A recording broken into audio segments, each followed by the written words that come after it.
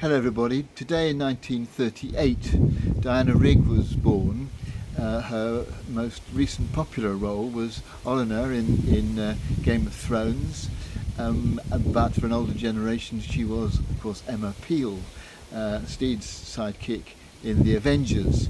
But in both roles, a strong, assertive woman, manipulative, very often coming to the rescue of men who were in trouble, someone who ruled the roost and knew her own mind well and was determined to make things go the way she wanted them to go.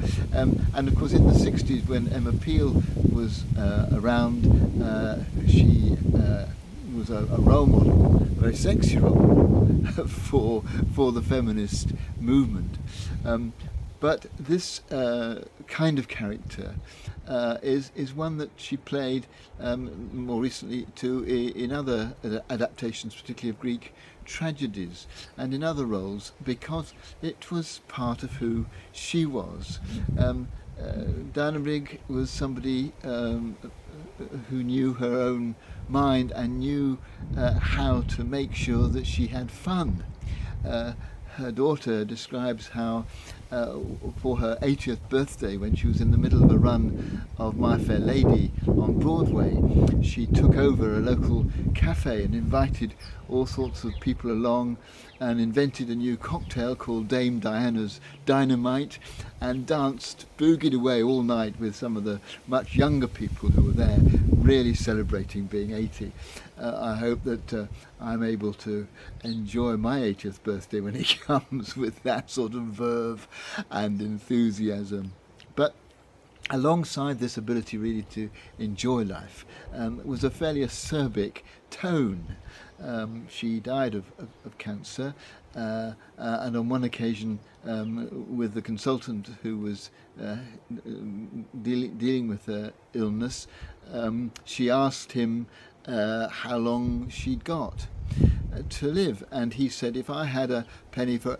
And she interrupted him and said, "Don't you patronise me, I'm leaving," and walked out. She was not going to suffer fools gladly and was going to speak her own mind. And indeed, the director of the when she did Pygmalion described negotiating with her as like trying to climb the north face of the Eiger.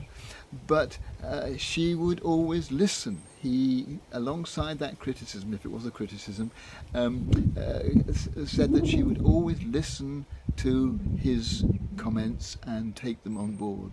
And alongside this rather direct manner was someone who was prepared to listen and to take things in. She could be vitriolic. Apparently when she divorced her husband, or he divorced her, I think, she took his suits to the Oxfam shop. She was not going to be pushed around.